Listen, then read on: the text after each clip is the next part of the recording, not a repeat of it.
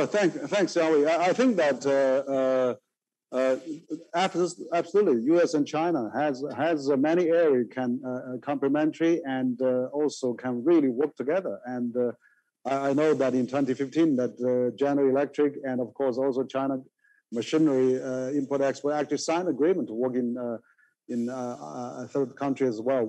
China now already. President Xi was talking to Angela Merkel and President Macron on working in Africa. I think Africa, now has such a great, potential. And you mentioned about Ebola that U.S. and China worked together. That could be really good examples. I mean, particularly fighting pandemic and also working on the infrastructure. China has worked on the African infrastructure. Half a century ago, my father worked on the Tanzania-Zambia railway. I mean, in the 70s. So that was something memorable as well. And so I really think that there's an area that both countries can work together. I think the world needs us, and the developing world also needs us, and we can really supplement each other. And U.S. has a long tradition, but China has a lot of new expertise accumulated, like infrastructure. But absolutely, pandemic is really the time that we have to work together. I really hope that pandemic, climate change, and all those great areas, to work together. But as you said, we need to build up the trust. Absolutely, we need to really build up the trust and not really trying to find a problem with each other and trying to really come back to the normalcy that we have actually, maybe in the last several decades, most of the time. So I know, Paige, you were involved in the post-conflict reconstruction in Balkans. You are very familiar with that area, and so maybe you could share some thoughts on those international initiative then, and also the response on the Balkan and. How that helped, and even to the situation we had in Afghanistan these days. I mean, again, we need a global leadership. We need a global concerted efforts to really make sure that the area is reconstructed and maybe put into more stable and peaceful situation. So there's any recommendation you can share with us? Well, I had the good fortune to work in the Balkans starting in '95 when the Dayton Accords were being negotiated. I would not have guessed that 25 years later, we would still be working in the framework. That would still be the framework that we're living under. So to say that development is not linear, you don't always go from a humanitarian crisis to a post-conflict to democratic and economic programming.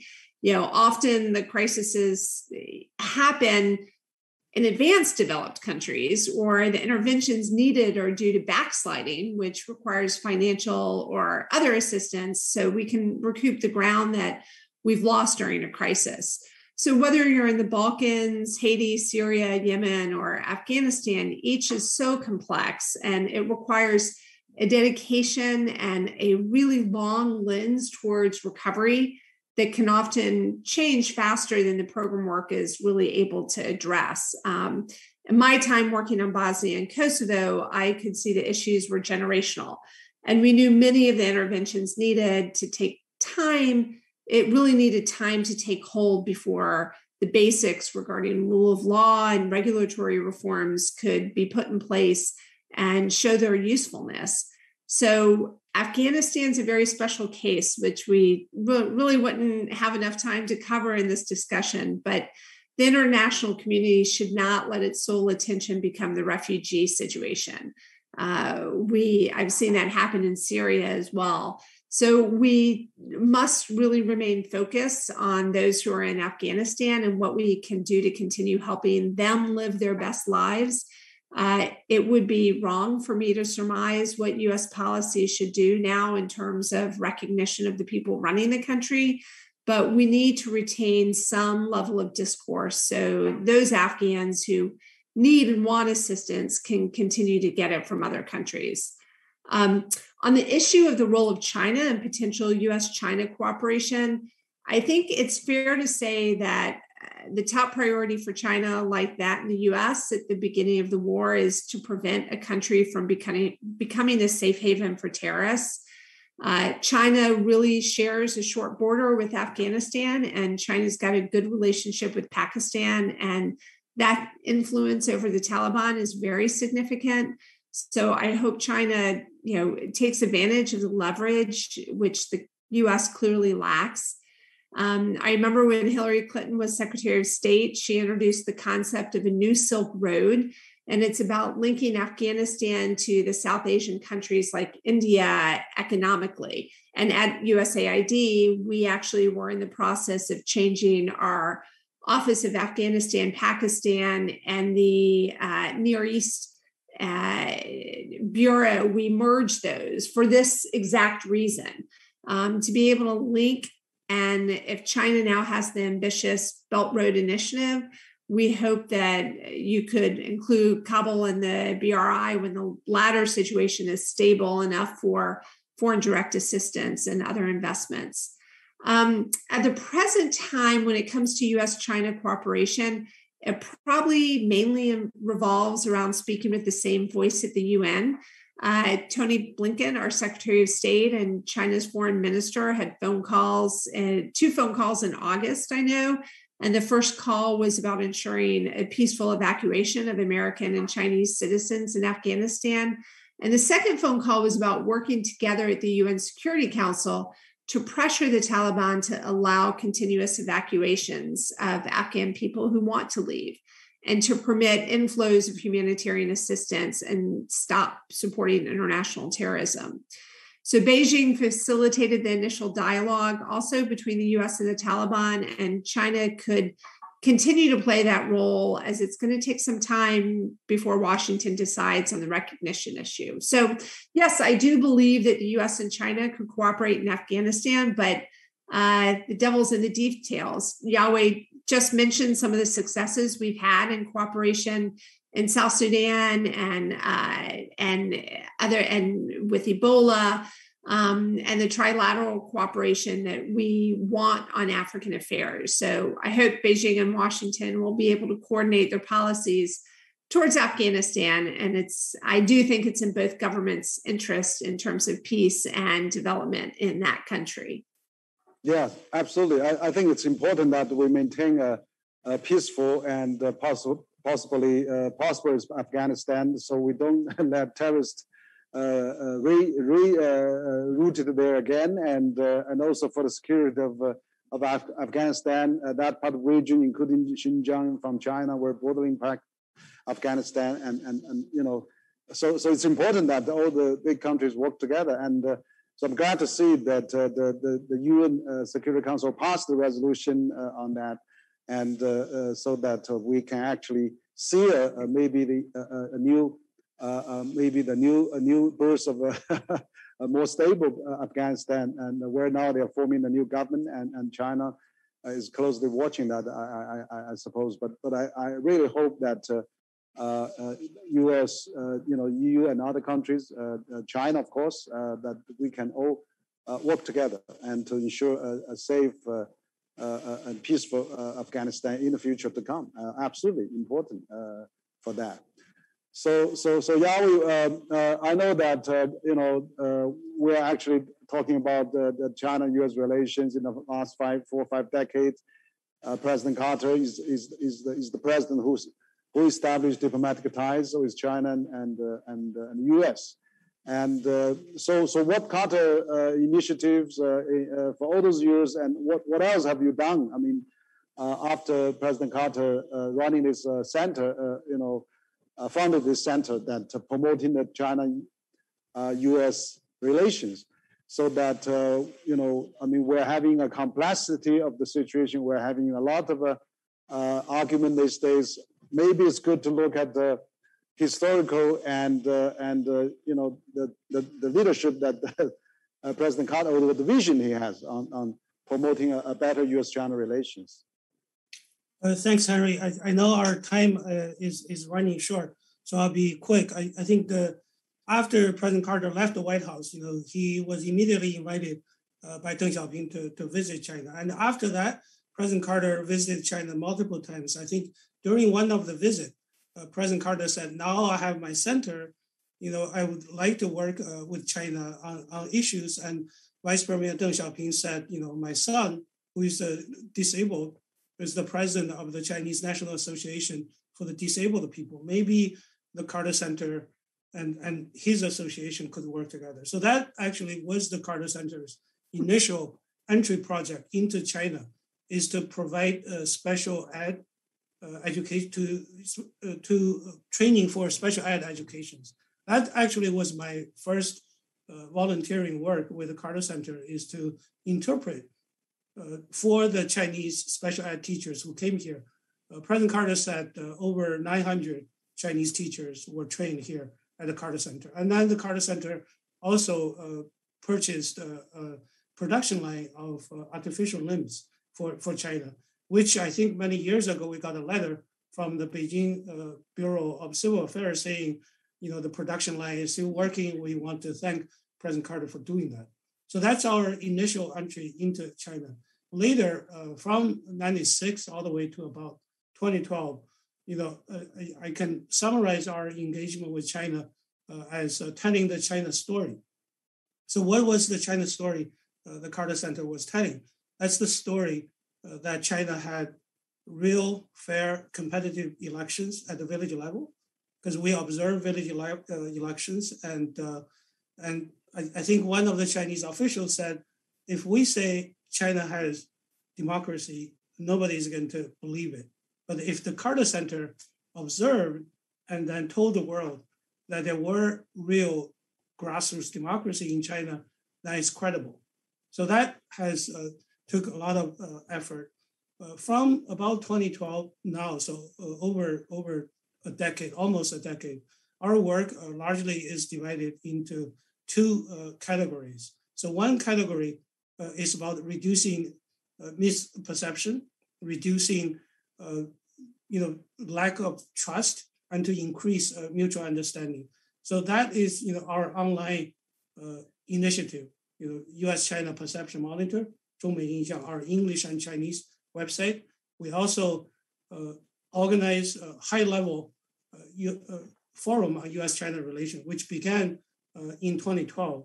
The last one we had is January of this year. It's the 8th one. I want to remind our audience that in 2019, in January, we're the only U.S. organization that organized a 3-day meeting on the 40th anniversary of the normalization. No other U.S.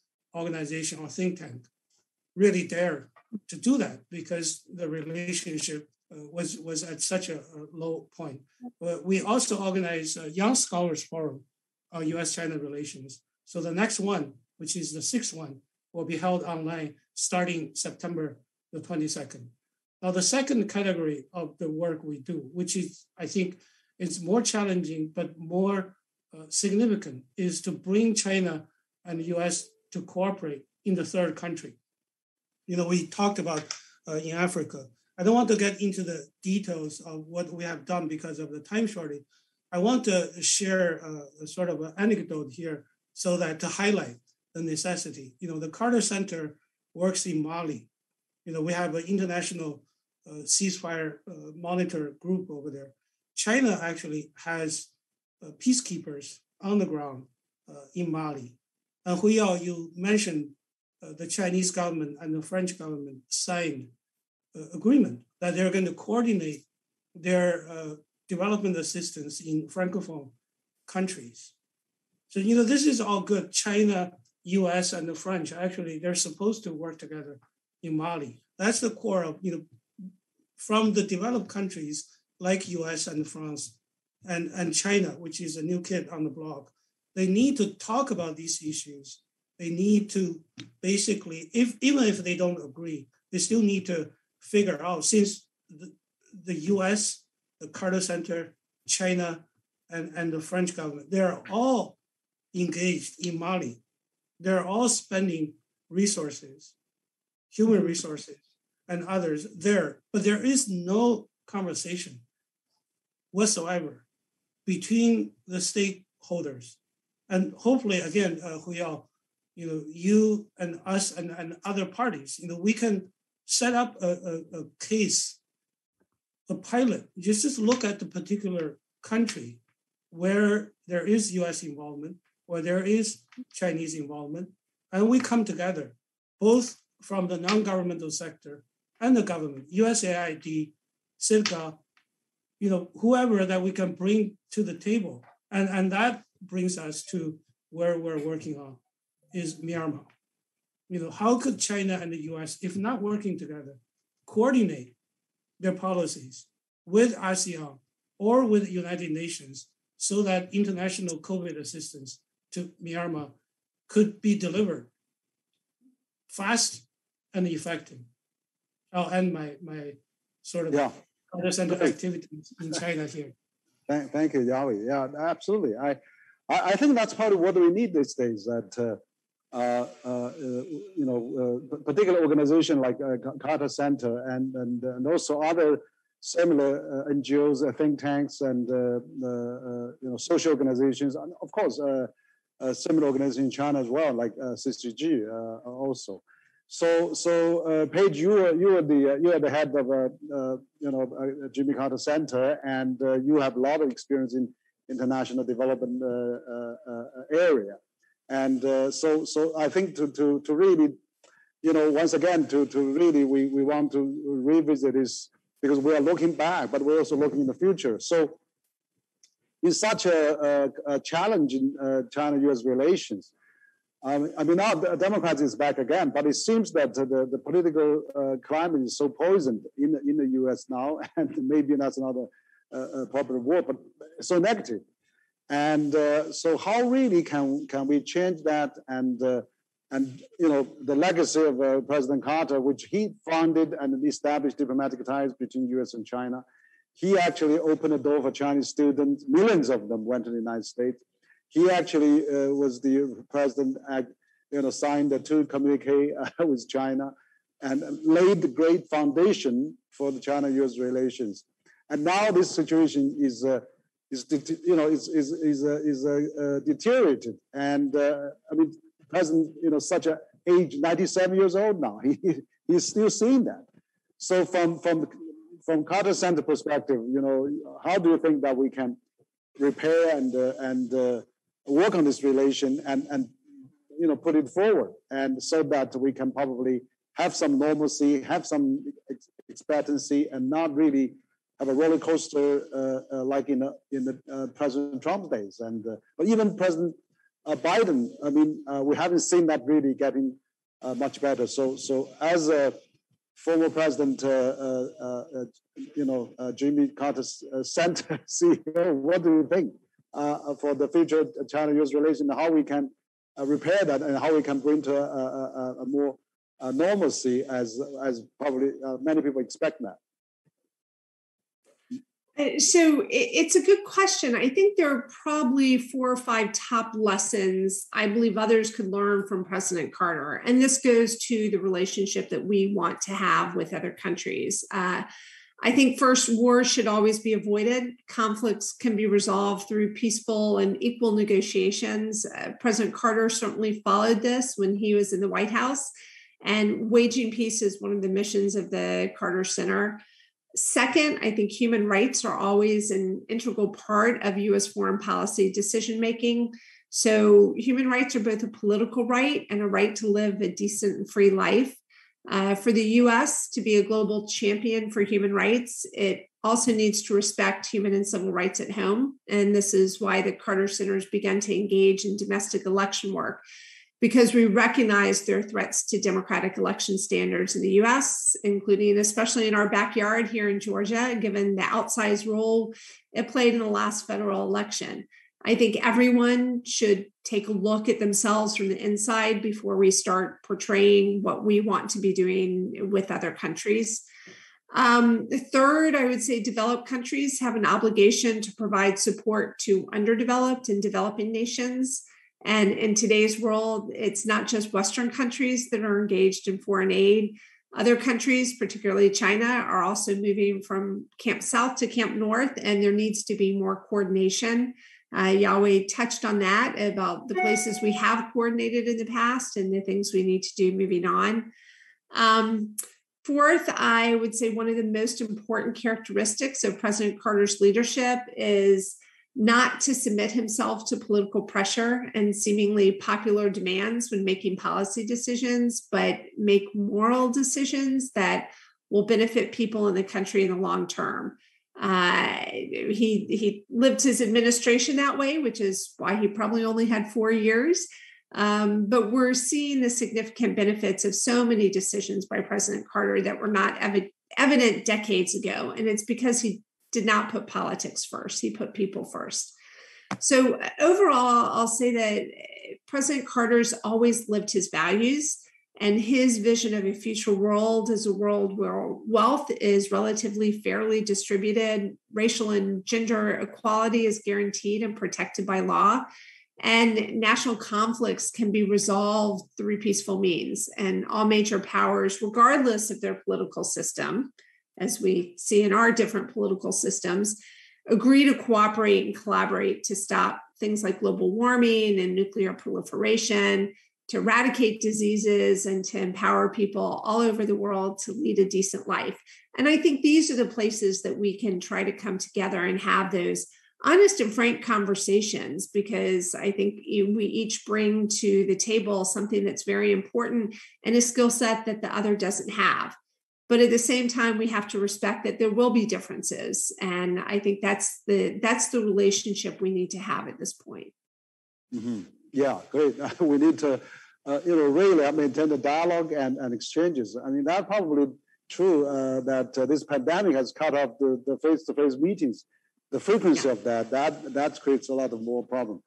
So Yahweh, what's your final recommendations to really put the U.S. and China relation into some kind of a right track and going forward? I mean, how can we avoid conflict and deterioration on the bilateral relations?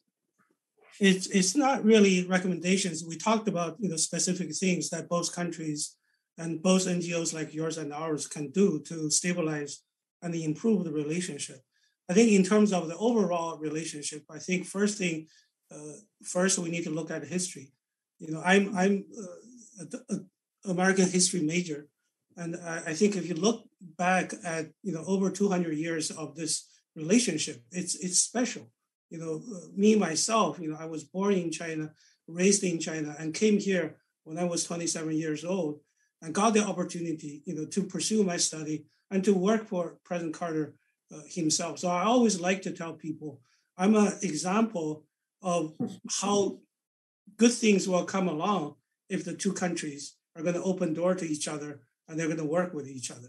I think, Huiyao, you mentioned millions of Chinese came over here. U.S.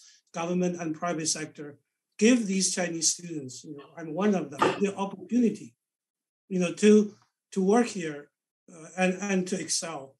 And I think there is indeed a special relationship between these two countries. I think Americans, they care about China, and many Chinese, they like the U.S., they want to send their kids over here. We need to protect that. There is a very good documentary called Our Better Angels, and President Carter watched it, recommended it. I think everyone probably should watch that documentary. Secondly, I think it's just basically because, U.S. and China is the largest and second largest economy because of the size, because of what they can do. It doesn't matter it is in Afghanistan or Mali or DRC or any other countries. If the countries, U.S. and China, choose not to work together, then that impact is going to be felt by that particular country. So there is a lot that the two countries can do. And lastly, I think now the USA has declared, at least President Trump's administration declared the engagement policies that, I don't think the Biden administration is going to say that, although the China policy is still under review. So it's what Tony Blinken has said, we're going to cooperate with China where we can. We're going to compete with China where we should, and we're going to confront China where we must. And China doesn't really buy that framework. And China thinks that the Biden administration is pursuing confrontation with China. I think if that's the case, that's the wrong direction to go, because both leaders believe in peace and prosperity for their own people and for the world. And this is also President Carter's vision: is peace, prosperity, decent life for all the human beings. I think the leaders, if they can come around to this, and then they're going to forget, or they can shelve geopolitical concerns. They can talk about their concerns with each other, but focus on, building the world better and higher, and hopefully, this is the vision of President Carter and all of us, particularly here, under Page leadership, staff of the center, we're trying to live up to President Carter's legacy, and hopefully to spread, if I can use the word gospel, to all parts of the world. Thank you. Yeah. Thank you. Yeah, absolutely. I think we really have to maximize the similarity and minimize the difference and seek the common ground. I think that there's a huge bond. I mean, I can see still existing between U.S. and China, particularly among the people, among the students, among the people-to-people exchanges. So I congratulate Carter Center for doing all those conferences, seminars, workshops, tours. That's really needed, and we hope there will be more of that. So we almost come to the conclusion now, and my staff was telling us we have almost 200,000 people watching us tonight, and but we have collected a few questions online, and so we'll get into Q&A, and so I have a few questions. One question is from China News Service, basically saying, how should we build bridges across cultural differences between East and West, and of course China and the U.S. to seek the common ground where resolving the difference? I think we cover some of that.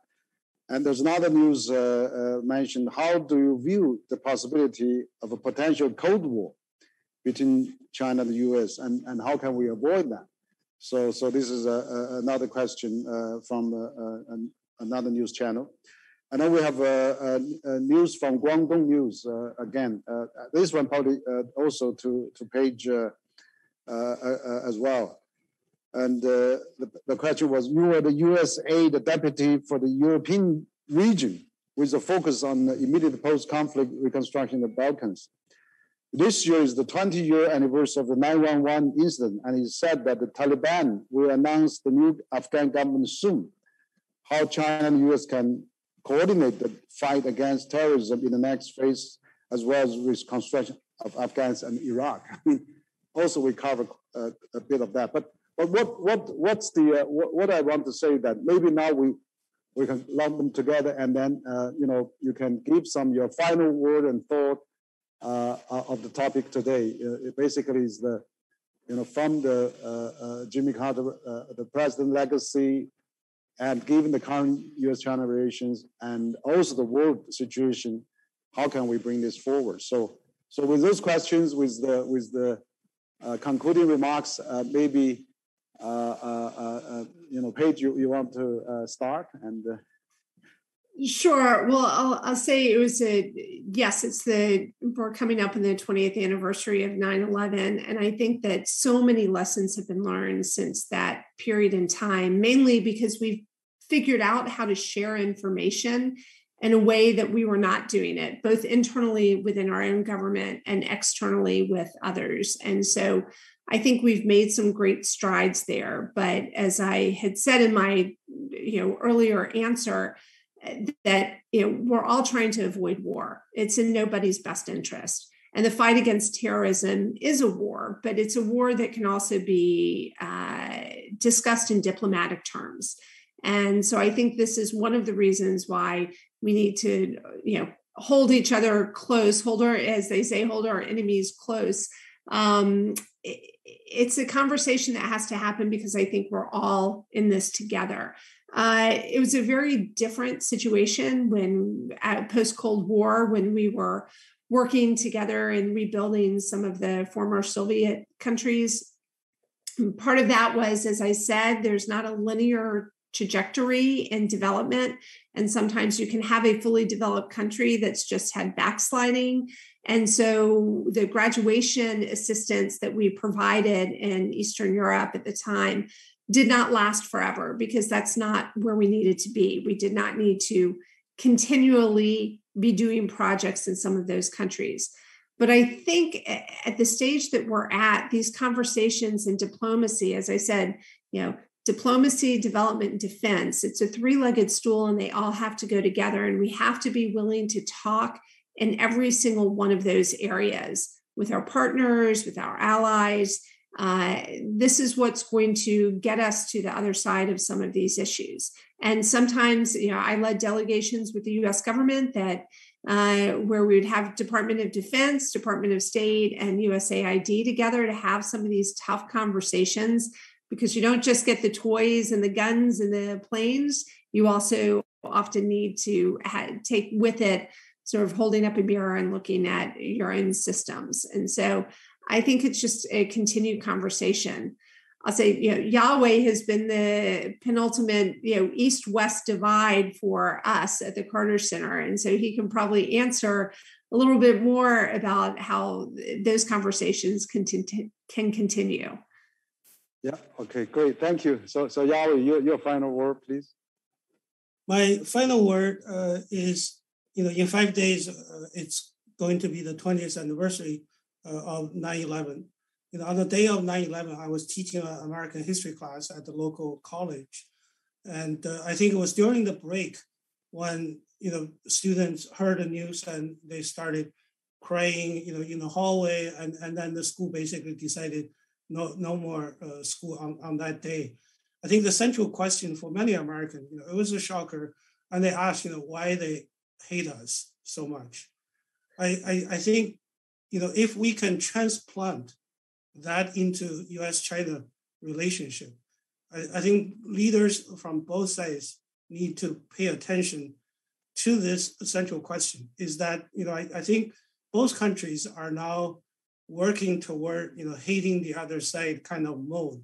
And that is very dangerous. If you look at the U.S. leadership, if you look at the U.S. media, not only they say China influence, what they call malign influence all over the world, without looking fairly and squarely at what China has contributed, be it BRI and other COVID assistance issues, and also in some of the think tanks over here, NGOs, they also join that chorus, hating China, and also they're going after ethnic Chinese over here because the Justice Department has that China initiative that many members of Congress and many Asian American organizations want that to be dropped. So that's from the US side.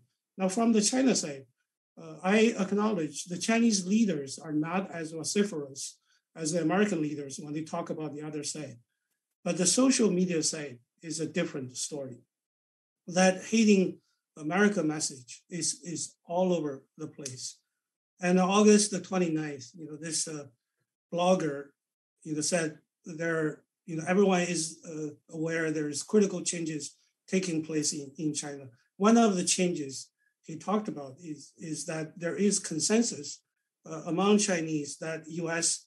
is launching a space war, a cyber war, a trade war, a high-tech war, you name it. Every aspect you can come up with is that U.S. is launching a war against China.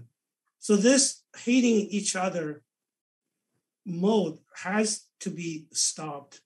If it's not going to stop, I don't know, there might be a 9/11 moment in this bilateral relationship. I don't want to scare people, but you think about it. In South China Sea, in East China Sea, over Taiwan issue and others, there is literally a possibility that U.S. and China are going to go to war. So I think I want to end my remarks that peace is so important for both countries. And the leaders and the media managers, the think tanks, the NGOs, they all need to join effort to de-escalate what is going on in the US, to try to debunk the myth. For example, US basically said, the Wuhan Virology Institute leaked the virus. The China said, it's Fort Detrick that did that. This kind of misinformation campaign has to be stopped, and people's perception of each other, has to be changed. And I don't believe U.S. has a conspiracy to make China collapse, and I don't believe the Chinese leaders want to edge out the U.S. From East Asia. Both countries are obligated to provide for their own people, but also to provide for the whole world and to work with people all over the world, to anchor peace and prosperity. So thank you, Henry, for giving us the opportunity to engage you and the audience, 200,000 of them, of our view, and hopefully we all share. The more we share, the more peaceful the relationship is going to be, and the more peaceful the world is going to be. Right. Yeah. Okay. Thank you, Yahweh, and particularly thank Paige as well. Paige, you've been working through 3 administrations in the U.S. government, and of course that also now you are the CEO of President Carter Center, and of course Yahweh is the advisor of the Carter Center. So we are reviewing this today. In the last 42 years since President Carter established diplomatic ties, and which changed the U.S., changed China, and changed the world. I think China has actually, since then, really become one of the fast developing countries in the world.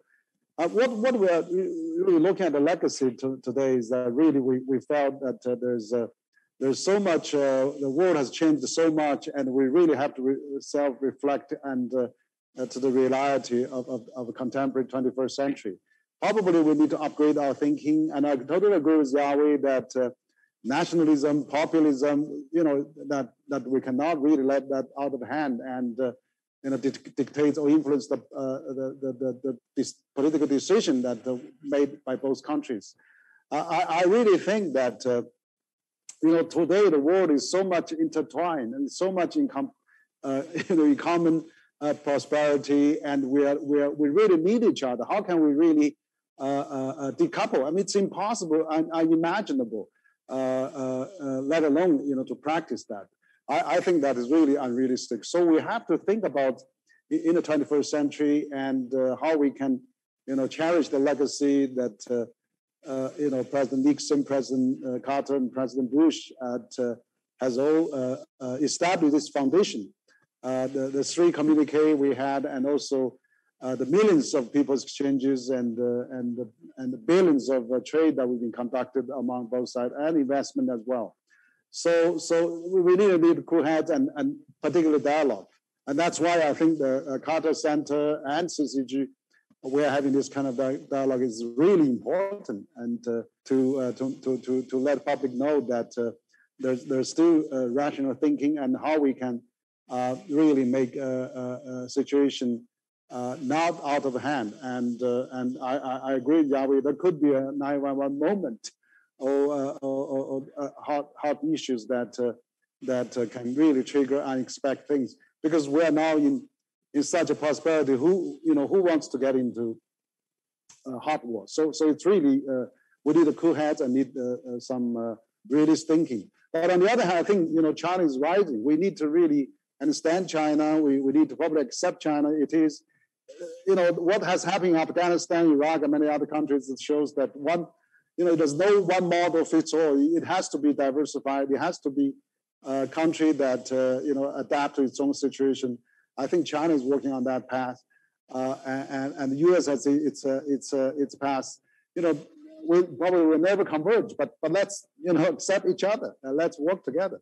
So I think that's what the President Carter's spirit and is. There's not going to be one model for fits everyone in the world. We have to live by diversity. We live by a multicolored world. So again, thank you both so much for joining me tonight, and also on your Labor Day, on your early morning Labor Day, your holidays. So thank you, and thank our audience, and both in China and also other parts of the world. So we hope that we'll see you again. And while you visit China, please come to CCG. We'd like to have you again. Thank you so much.